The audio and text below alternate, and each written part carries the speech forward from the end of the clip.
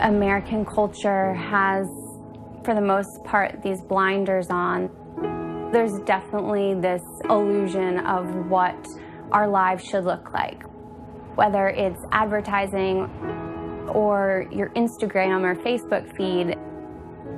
It's this illusion that our lives should be perfect. It's natural to use other people's lives and even imagined lives, you know, the confections we see in advertisements, as a yardstick. You open Vanity Fair or Esquire and you see very sexy and glamorous lives. And then the projects, for most people, seems to become, you know, how can I get that or as close to that as I'm going to get? There can be an immense amount of dissatisfaction trying to live that way, and many of us see no alternative but to live that way. Advertising has polluted and infiltrated culture. It's in our movies. It's in our television shows. It's in our books. It's in our doctor's offices. It's in the taxi cabs. It's in the bar sitting next to you. The person who you think you're just having an idle chat with could have been placed there by an alcohol company. It's been a slow evolution. This is not something that just happened yesterday. This is something that has been sold to us over, say, the past 100 years, slowly but surely, by those that want to make a whole lot of money. Now that's what I call a good-looking car. They want us to believe that you really need these things. Every year that passes, there's more stimuli, there's more pressure, there's more options, there's more media, there's more noise.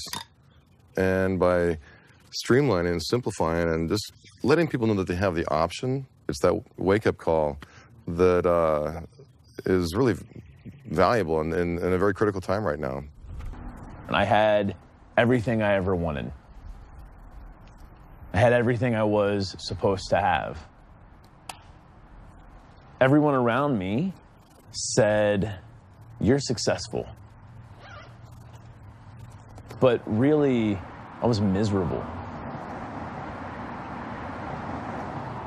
There was this gaping void in my life. So I tried to fill that void the same way many people do, with stuff. Lots of stuff. I was filling the void with consumer purchases. I was spending money faster than I was earning it, attempting to buy my way to happiness. I thought I'd get there one day. Eventually, I mean, happiness had to be somewhere just around the corner. I was living paycheck to paycheck, living for a paycheck, living for stuff. But I wasn't living at all. At a time when people in the West are experiencing the best standard of living in history, why is it that at the same time there is such a longing for more? I think of that as a kind of biologically based delusional craving. That auto-craving is a good strategy to keep animals alive, including early human animals, in really harsh conditions. But these days, today, it creates a disconnect. You're like a puppet whose strings are being pulled by Mother Nature and evolution, reaching back tens of millions of years. We still feel restless. We still are always scratching and clawing for more. $100,000 a year plus kind of income became more and more an aspirational norm across the society because that's what's portrayed as normal on TV. A six-figure income. Money doesn't buy happiness. You can have more money, but you're not happier. Jim Carrey has a quote where he says, "I wish everyone could become rich and famous so they could realize it's not the answer." It's not so much about financial gain for me as it is about financial freedom, which is the ability to wake up in the morning and spend one's day as they see fit. And part of why we consume a thing is that we work for so long, and a lot of people aren't finding fulfillment in their jobs, and they need some way to tell themselves that it is worth it, that it is amounting to something more than a few numbers in a bank account. There's more to life than bills and money and work.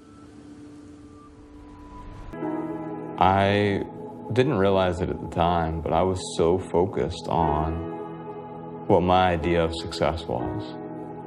My idea of success was making more money. I said my relationships were a priority. Well, I didn't pay any attention to the people closest to me, including my mom. I was 27 years old. I was the director of operations for 150 retail stores. It was December 23rd, 2008. I got a phone call from my mom. I sent it to voicemail because I was in a meeting at 7 p.m. going through this barrage of emails. And I realized I had several voicemails. One was from my mom, and she had been sober for a while, but I could tell in the message she had been drinking. On her voicemail, she had said, "Honey, it's me. Can you call me back?" She told me the doctors have found something. She found out she had stage 4 lung cancer. She went through chemo and radiation, but stage 4, you usually don't get out of that. I got to hospice, my mom was still in the bed. It was the first time I cried in my adult life. Sobbed uncontrollably. I kept saying, "I'm sorry." I didn't even know why at the time I was saying it. It just was the only thing that I could say. I really wish that I would have spent more time with her.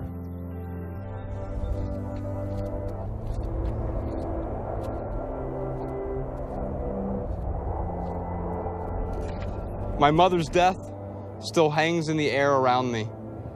And now, during the same month, my 6-year marriage is ending. But even while Rome is burning, there's somehow time for shopping at IKEA. See, when I moved out of the house earlier this week, toting my many personal belongings in large bins and boxes and 50-gallon garbage bags, my first inclination was, of course, to purchase the things I still needed for my new place. You know, just the basics. A shower curtain, towels, a bed, and oh, I need a couch and a matching leather chair, and a love seat, and a lamp, and a desk chair, and another lamp for over there. And oh yeah, don't forget about the sideboard that matches the desk, and a dresser for the bedroom.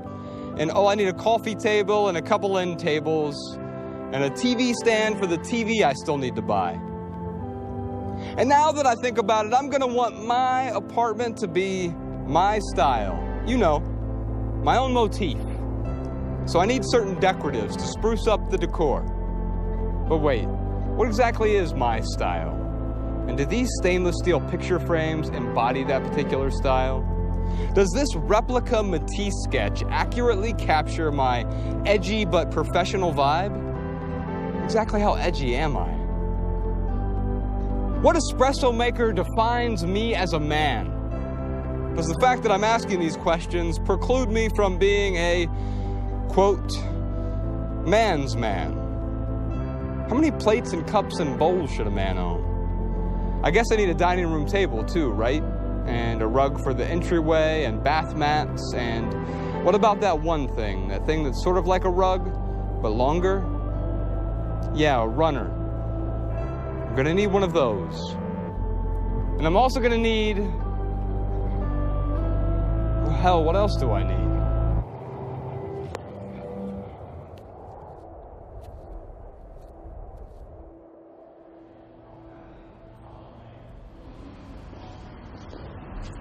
My name is Sam Harris. I'm an author and neuroscientist, and I'm interested in how our growing understanding of ourselves scientifically can and must and really should change our conception of what it means to live a good life.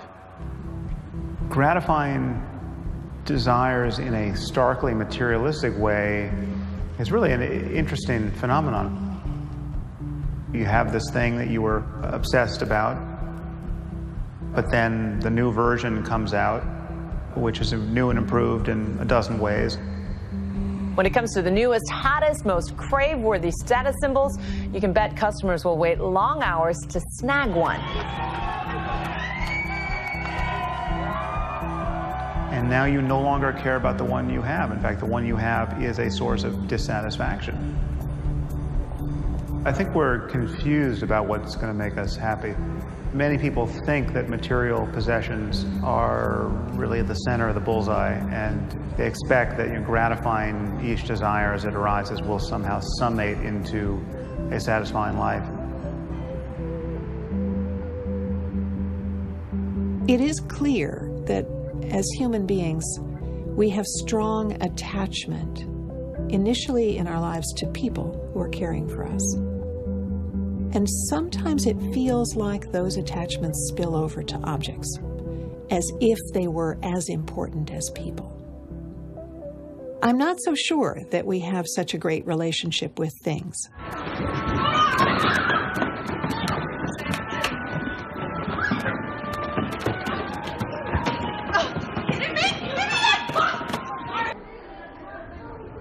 The status quo in the fashion industry right now is driven by fast fashion. Maybe when our moms were shopping for clothes, or our grandmothers, there were 4 seasons a year, or maybe even 2 seasons. You dressed for the cold, you dressed for the warm. Now we work in a cycle of 52 seasons per year.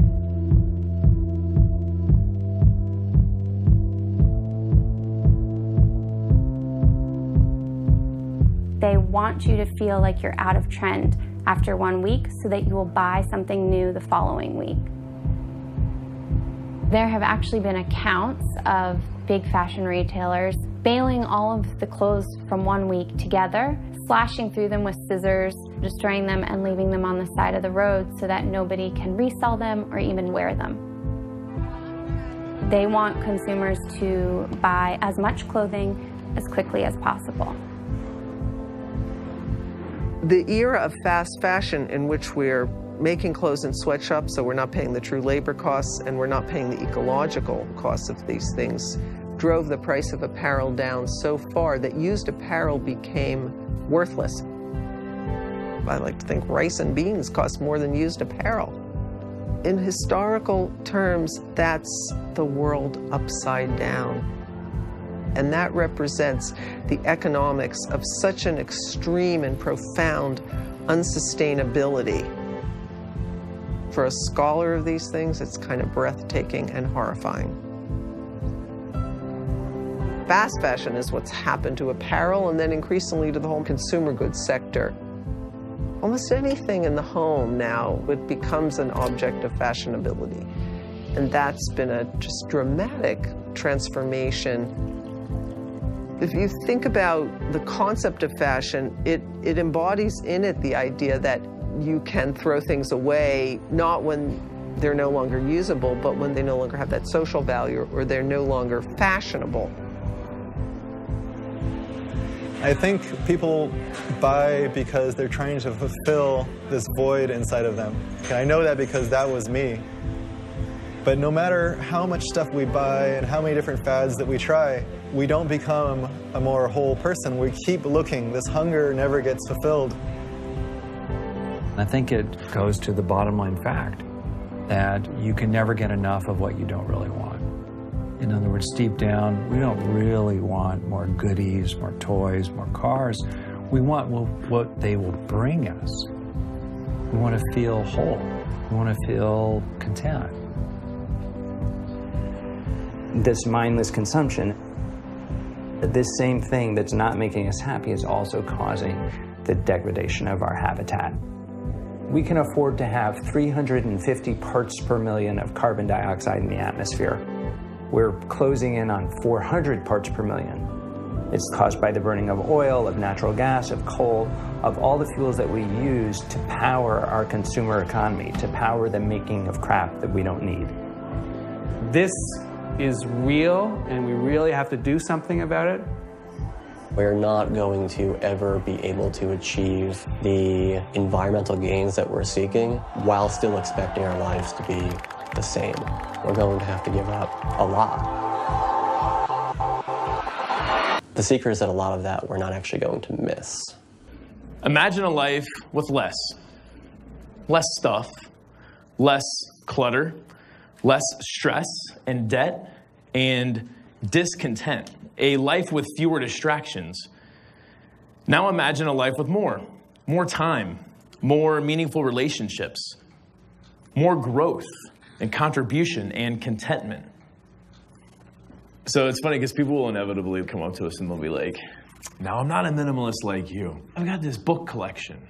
I love books and I've got a nice big library and I love the way the books smell. I love turning the pages. I love how they feel. I love lending them out to my friends. And then we talk about the books later.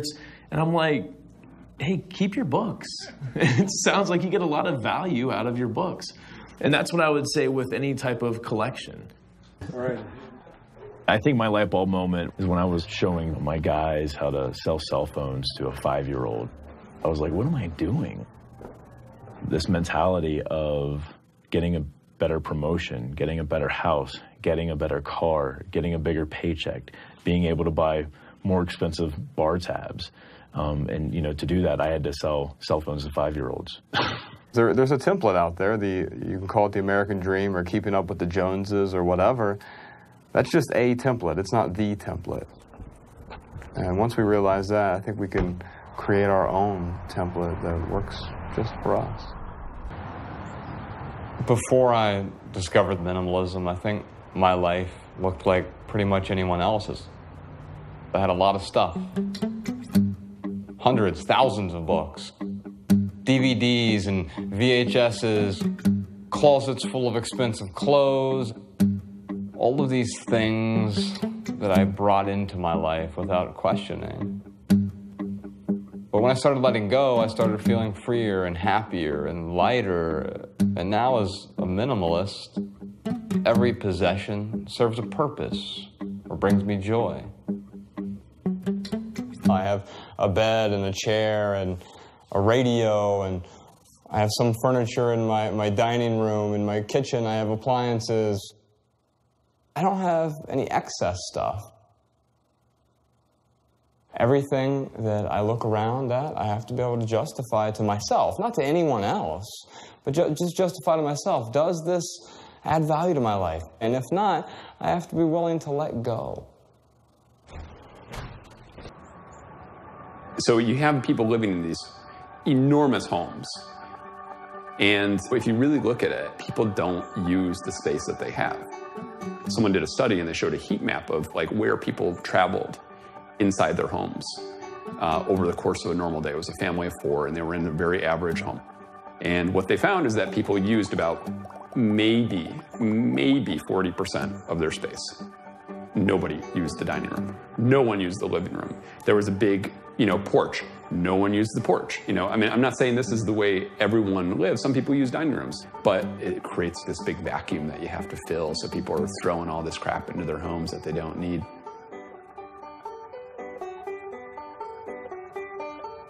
We're living our life depending on the space we've got rather than creating our space to fit our lives. It's so easy to go wrong, and you wind up with 3 dining tables in the same house. Well, you got to run pretty fast to eat at 3 tables at the same meal. Nothing is more responsible than living in the smallest space you possibly can. We're ruminating about past and future in a way that keeps us from really connecting with the present moment in a way that values it as good enough. Meditation is a technique of finding well-being in the present moment before anything happens. You can be happy and satisfied simply being aware of the sensation of breathing. Very rarely are we fully dedicated to one thing. We're interrupting ourselves or allowing ourselves to be interrupted by these streams of data and what would in any other context be thought of as distractions, but now we think of them as just sort of all necessary parts of our bandwidth.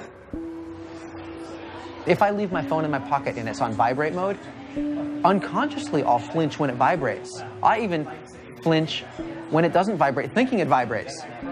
And that kills that little discussion, like those nanoseconds of distraction, I think has a hugely detrimental effect. Everywhere I look, it's like constant high-frequency flinches. This anticipation of novelty has the character of making us the lab rat that's just pressing the bar.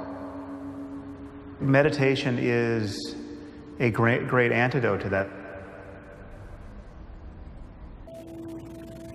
Good evening. It's clear that the true problems of our nation are much deeper than gasoline lines or energy shortages, deeper even than inflation or recession. In a nation that was proud of hard work, strong families, close-knit communities, too many of us now tend to worship self-indulgence and consumption. Human identity is no longer defined by what one does, but by what one owns. But we've discovered that owning things and consuming things does not satisfy our longing for meaning. We've learned that piling up material goods cannot fill the emptiness of lives which have no confidence or purpose. This is not a message of happiness or reassurance, but it is the truth, and it is a warning. We think we need those things because we've been told we need those things. We've been told we need those things by our society. It's been this kind of slow little thing that's just kind of trickled in, and suddenly it becomes the thing you do. It really does come down to a value-based ideal. You want to do the most amount of good and get the most amount of value with exactly what you need. Having too little is not going to give you that, and having too much is not going to give you that, right? Having that balance, having enough, that's what you're looking for.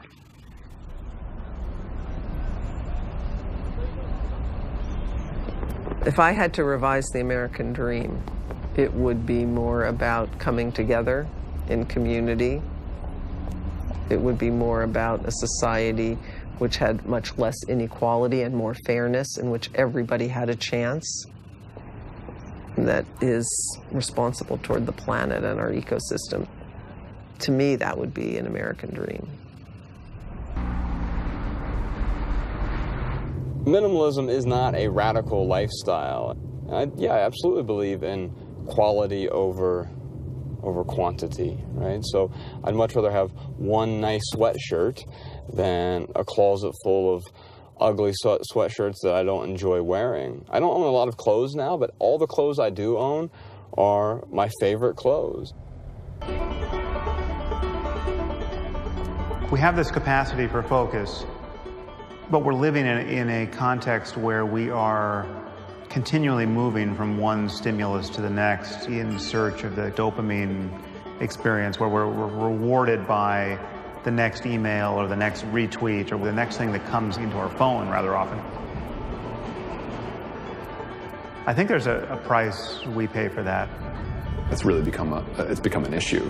There was a Nokia study that says the average person checks his or her phone like 150 times a day.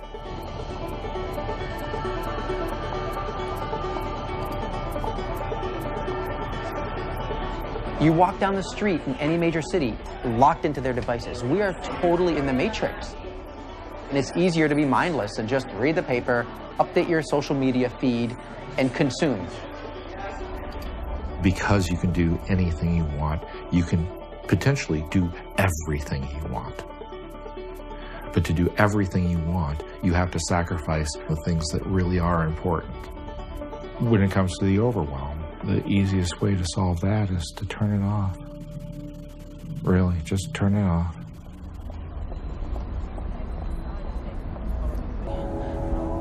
The whole point of this message, the whole point of us sharing this story is to help people curb that appetite for more things, because it's such a destructive path to go down.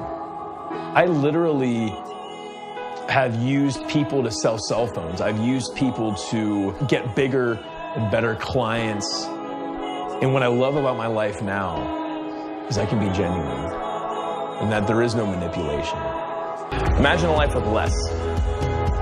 A life of passion unencumbered by the trappings of the chaotic world around you. I don't know where you are on your journey, where you are in life, or wherever you're going on that journey, but we are really grateful you're here with us tonight. So if I could give you one takeaway, one thing to bring away from all of this, it'll be this. Love people and use things, because the opposite never works. Thank you so much for coming out.